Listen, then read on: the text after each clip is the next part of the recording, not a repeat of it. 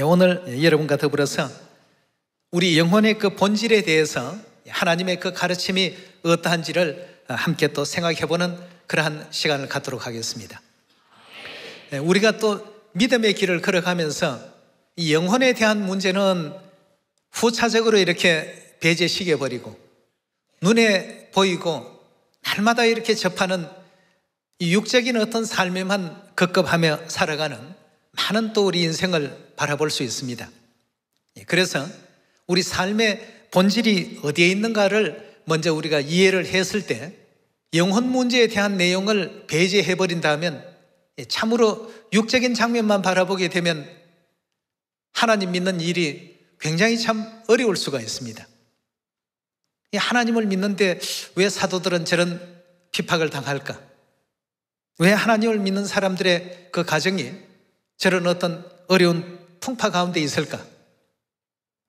이 영혼 문제를 알지 못하고 이 3차원적인 육적인 안목만 가지고 하나님께서 열어놓으신 이 세계를 바라보게 된다면 하나님도 올바로 이해하지 못하고 하나님의 섭리도 깨닫지 못하고 결국 가룟 유다처럼 이렇게 어느 날 어떤 문제가 돌발하게 되면 믿음을 저버리거나 또 하나님을 떠나는 또 세속적인 어떤 그런 삶 속으로 뛰어들어가는 결정을 내릴 수밖에 없는 안타까운 일들이 발생할 수밖에 없습니다. 하나님께서 이 땅에 오셔서 인류의 그 구원을 위해서 십자가의 짐도 져주시고 우리 인류 인생들을 하나님 품으로 이렇게 나오게끔 하신 데에는 이 영혼이라는 이 본질적인 세계가 존재한다는 것을 깨닫게 하기 위해서 친히 오시고 또 선지자들을 보내시고 성경 66권의 가르침을 통해서 가르치고 계시는 것 아니겠습니까? 네. 우리 영혼에 대한 문제를 이해하지 못한다면 예배를 토요일이면 어떻고 일요일이면 어떻고 아무 날 예배를 드리면 또 어때? 크리스마스 좀 지키면 어때? 세상이 다 흥청거리는데 6월절 또 빼먹으면 어때? 안식일 빼먹으면 어때? 쉽게 얘기하면 육적인 모든 일들은 바로바로 이렇게 감지할 수가 있습니다만 영적인 축복은 이 육적인 이 시력을 가지고는 바로바로 감지가 안 되기 때문에 하나님께서 오늘 또 복을 많이 주셨습니다, 성령을 주셨습니다 하더라도 이 이해가 안 되는 것입니다.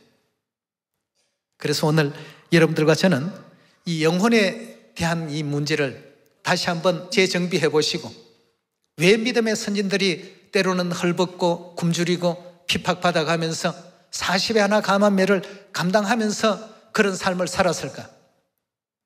그들의 눈에는 하나님께서 열어놓으신 영적 세계가 보였기 때문입니다. 믿는 사람과 믿지 않는 사람의 차이가 있다면 믿는 사람은 영적 세계가 보이기 때문에 그 세계를 향해서 계속 달려가는 것이고 믿지 않는 사람들은 그 영적 세계가 보이지 않으니까 영혼이라는 이 존재조차도 알지를 못하고 있기 때문에 이 땅에서 그냥 허덕이면서 매일매일의 어떤 그 새끼 밥 먹는 일을 해결하기 위해서 삶을 살고 있는 것입니다. 유명한 정치인들 또 훌륭한 법조인들, 훌륭한 교수들, 철학자들, 영웅들, 호걸들 이 세상에 수없이 많은 인생 군상들이 있지만 결국 그들은 지난날 살아왔던 모든 삶이 만족합니까 하면 만족하지 않답니다. 이 땅에 살아가는 모든 사람들은 각자에게 역할만 있을 뿐이지 만족이 있을 수가 없습니다. 저도 이제 제 역할을 하는 것이고 여러분도 여러분 역할을 하는 것이고 그렇지 않습니까? 네. 그리고 전 세계 모든 사람들이 거지는 거지 역할을 하고 왕은 왕의 역할을 하고 대통령은 대통령의 역할을 하고 또 주부는 주부의 역할을 하고 남편은 남편의 역할을 하고 전부 각자의 역할을 하면서 살고 있을 뿐입니다. 그럼 지금 현재 육적인 어떤 역할 이 모든 연극이 끝나게 되면 우리는 이제 본래의 어떤 생활로 다 돌아갑니다. 근데 하나 저 배역 좀 해봤으면 왕 같은 저런 면류관 한번 좀 써보고 남들에게 큰 소리 치고 탕탕거리면서 이렇게 한번 살아봤으면 그러나 그 배역이 그렇게 안 주어진 걸 어떻게 합니까? 안 주어진 걸 부러워할 필요 없습니다. 예. 자기 역할에, 자기 배역에 충실하면 됩니다. 예. 우리 모두가 바로 이런 배역을 지금 하고 이 땅에서 살고 있을 뿐입니다. 예. 이 땅의 그 모든 삶이 끝이 나면 우리 본래의 곳으로 다 돌아갑니다. 우리 본연의 그 세계, 본연의 나의 어떤 그 위치, 이쪽으로 지금 다 돌아가기 때문에 여러분, 이 땅의 삶만 바라보지 마시고 우리가 장차 나아갈 영원한 그 영의 세계, 본래의 그 세계를 바라볼 줄 아는 그런 여러분과 제가 꼭 되셔야 되겠습니다. 네. 이 땅에 살아가는 많은 인류 인생들이 영혼의 세계에 대한 것을 깨달으면 절대 육적인 어떤 이 삶에 매여서 세속적인 욕심에만 매달릴 수가 없습니다.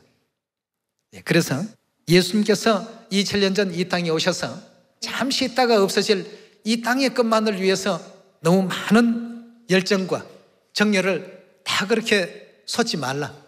우리의 그 본질의 세계는 이런 것이라고 알려주신 대목을 우리 누가복음 12장에서 함께 확인해 보도록 합시다. 12장 16절의 말씀 보시면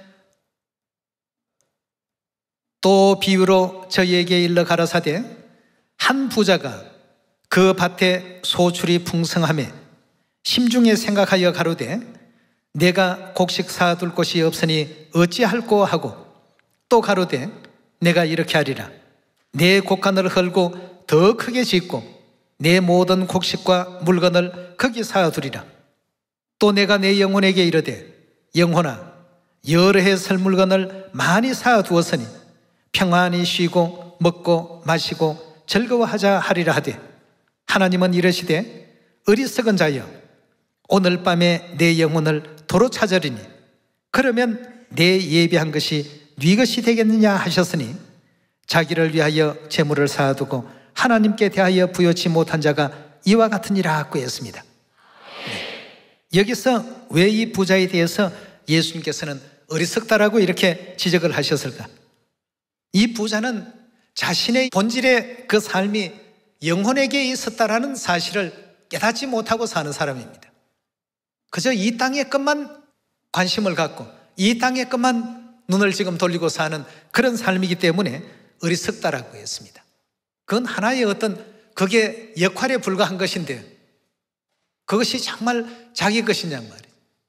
그럼 나중에 죽고 난 이후에라도 자신이 가져가야죠.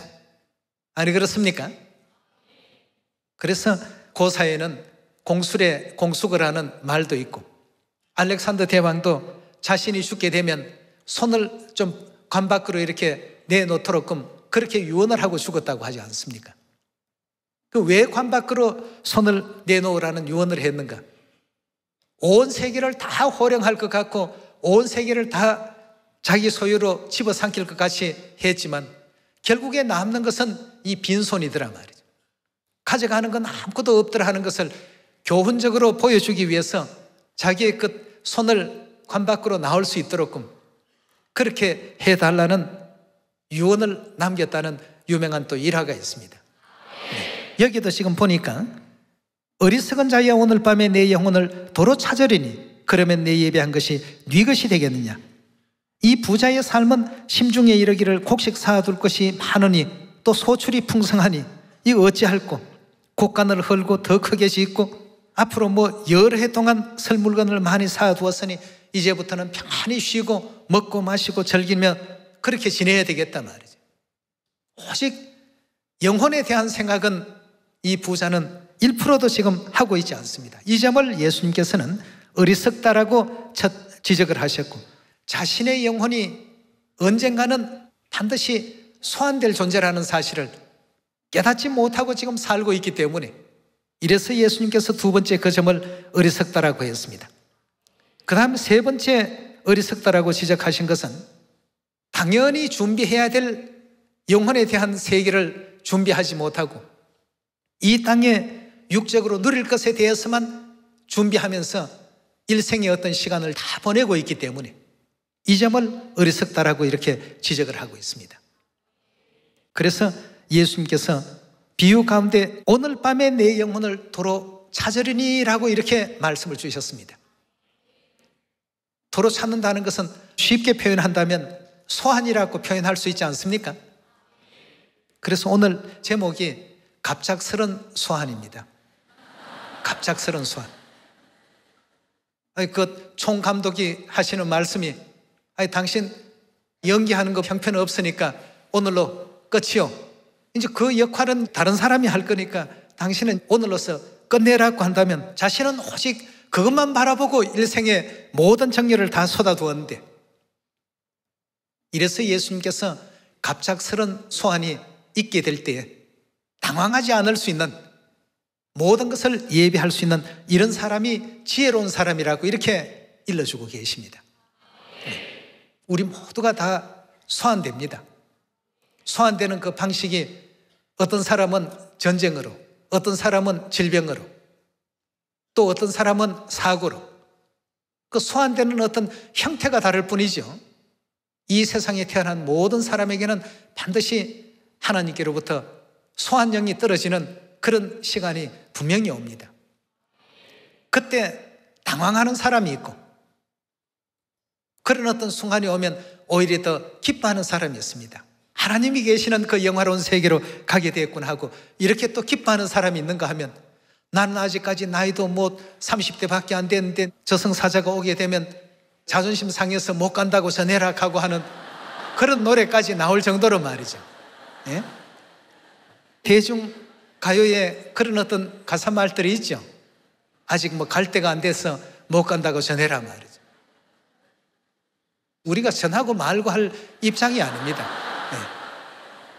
예. 갑작스럽게 소환령이 떨어지게 되면 밤에 자다가도 소환을 받는 사람들이 있습니다. 물론 우리 인생사에 전부 다양하게 일어나는 어떤 일들이지만, 이들이 한결같이 어리석었던 것은 영혼에 대한 문제를 준비를 안 했다는 것입니다. 그런데 오늘 전국과 전 세계에서 함께 이 안식일 예배를 드리고 있는 우리 식구들은 정말 참 복받은 사람들입니다. 모든 것을 지금 준비를 하고 있지 않습니까? 세상 사람들이 준비 못하고 있는 걸 우리는 본질의 것을 지금 준비하면서 나날이 살아가고 있습니다. 그래서 예수님께서 주신 이 말씀을 사도 바울은 히브리서 9장에 이렇게 기록을 하고 있습니다. 히브리서 9장 27절의 말씀 보겠습니다. 한 번 죽는 것은 했습니다. 한 번 죽는 것은 하는 것은 오늘 제목과 같이 맞추어서 보면 소환당한다라는 의미가 되겠습니다. 한 번 죽는 것은 사람에게 정하신 것이요, 그 후에는 심판이 있으리니 이와 같이 그리스도도 많은 사람의 죄를 담당하시려고 단번에 들이신 바 되셨고, 구원에 이르게 하기 위하여 죄와 상관없이 자기를 바라는 자들에게 두 번째 나타나시리라고 했습니다. 예. 이게 소환되는 이와 같은 일은 사람에게 다 정해진 그와 같은 일이지만 그 후에는 심판이 있을 것이다. 지옥의 판결이냐, 천국에 대한 판결이냐, 이것이 남아있는 것입니다. 여러분과 저는 그래서 오늘 이 순간도 앞으로 갈 그 세계인 천국을 위해서 시간을 쓰고 열정을 쏟고 노력을 기울이고 준비하면서 살아가고 있습니다. 영의 세계를 생각한다면 하나님께서는 지금 우리를 위해서 뭘 예비하고 있다고 했습니까? 우리의 거처를 예비하시고 영원한 기업을 예비하시고 왕같은 제사장의 그 자리를 예비하시고, 하나님께서는 지금 우리를 기다리고 있습니다. 이 땅에서의 연극 시간이 끝나면 빨리 오너라. 너희를 위해서 하늘에 영원히 없어지지 아니할 멸류관을 내가 지금 보관하고 있다. 우리가 이런 걸 생각을 해야 되는데, 원래도 나이가 한 살 더 먹으니까 나는 이제 쓸모없는 존재가 되나? 왜 그런 생각을 하는지 모르겠어요.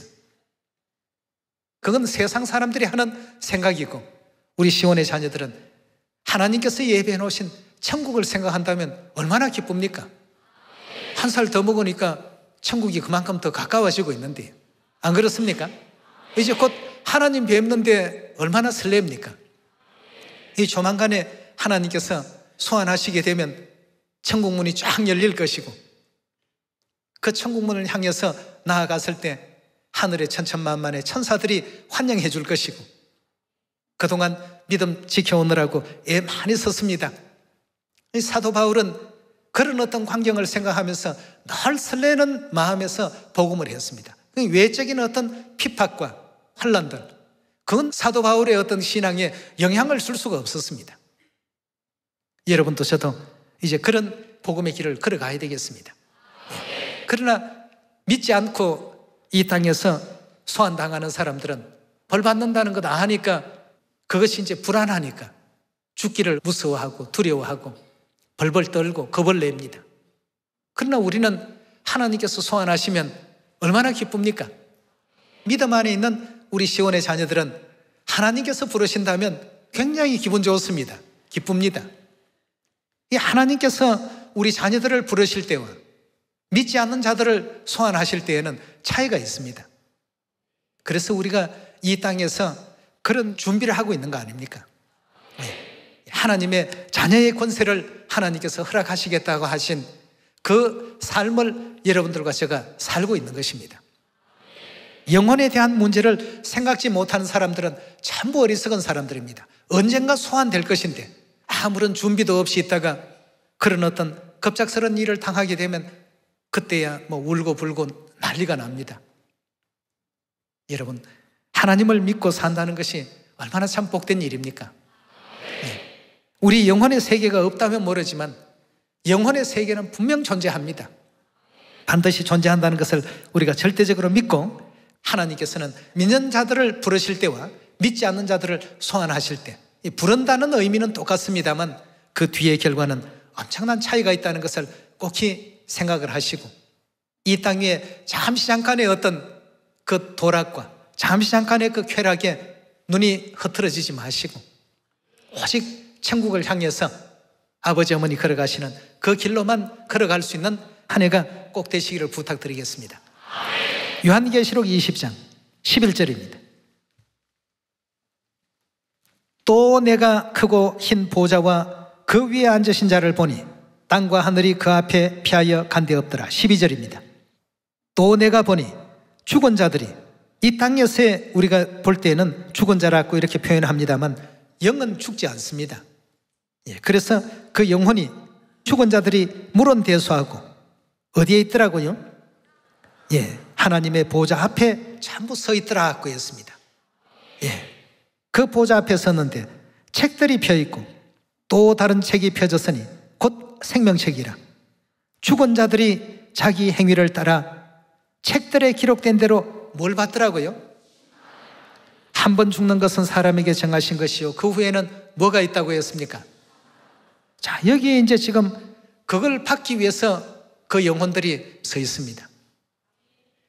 우리 잠시 잠깐 연극하기 위해서 이 땅에 온 그런 어떤 존재들이 이제 실제의 어떤 삶 속으로 돌아갔습니다. 우리 실제의 삶은 영혼의 삶입니다.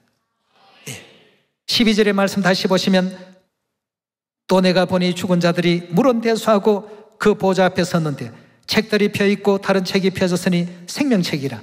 죽은 자들이 자기 행위를 따라 책들에 기록된 대로 심판을 받으니 바다가 그 가운데서 죽은 자들을 내어주고 사망과 엄부도 그 가운데서 죽은 자들을 내어주매, 여기서 죽은 자들은 갑작스럽게 소환받은 자들입니다. 각 사람이 자기 행위대로 심판을 받고 대다수의 사람들이 어리석은 삶을 살다가 각 사람이 자기 행위대로 심판을 받고 14절입니다. 사망과 엄부도 불못에 던지우니 이것이 둘째 사망 곧 불못이라. 누구든지 생명책에 기록되지 못한 자는 불못에 다 던지우더라고 했습니다. 그러니 생명책에 이름이 기록된다는 것, 이거 얼마나 대단하고 큰 일입니까?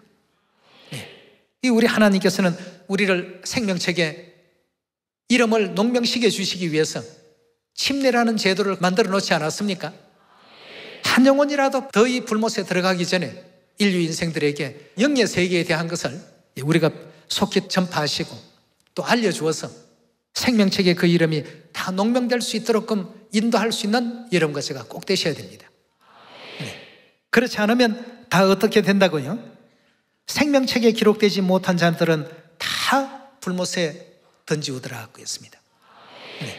하나님께서 장차 일어날 일들을 온 인류에게 전부 알리게 하기 위해서 이와 같은 계시를 요한에게 또 보여주신 것 아니겠습니까? 오늘 밤에 내 영혼을 도로 찾게 된다면 이제까지 수고하고 애쓰고 쌓아놓은 것이 다 네 것이 되겠느냐 말이에요. 여러분, 이 땅에 육의 삶도 필요는 합니다. 그러나 영의 세계를 소홀히 하면서까지 이 땅에 육의 삶을 즐긴다는 것은 그건 이제 좀 잘못된 내용이라고 볼 수 있습니다.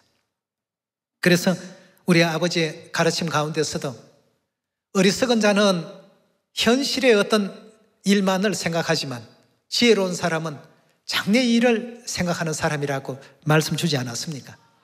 네. 우리의 그 미래를 영의 세계를 내다보는 여러분들이 꼭 되시기를 거듭 부탁을 드리겠습니다.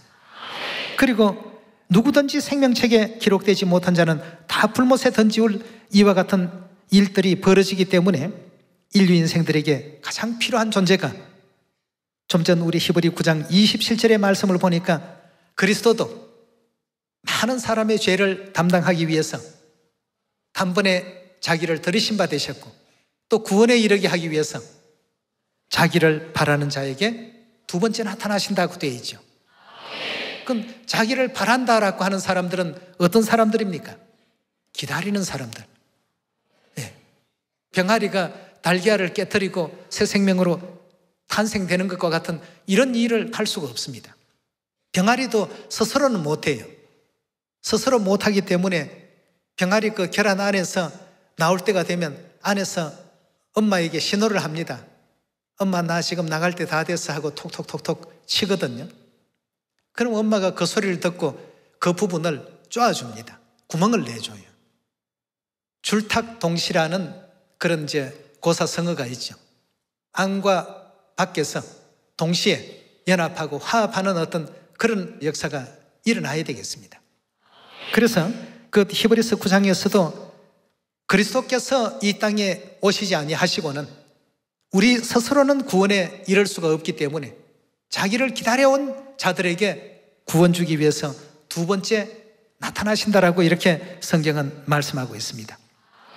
또 똑같은 그 말씀이 이사야 25장 9절에도 우리가 그를 기다렸으니 그가 우리를 구원하실 것이라. 오시지 아니하고는 우리 인류 스스로는 그 길을 찾을 수가 없습니다. 급작스런 소환에 대비할 지혜로운 그 방법을 찾을 길이 없기 때문에 말일에 이 땅에 친히 오셔서 가르치실 것이다 고 했습니다. 우리 미가 4장 한번 보도록 합시다. 4장 1절입니다. 말일에 이르러는 이 마지막 말세 시대에 이르러서는 여호와의 전의 산이 산들의 꼭대기에 굳게 서며 작은 산들 위에 뛰어나고 민족들이 그리로 몰려갈 것이라.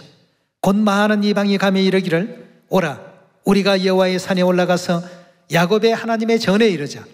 그가 그 도로 우리에게 어떻게 한다고요?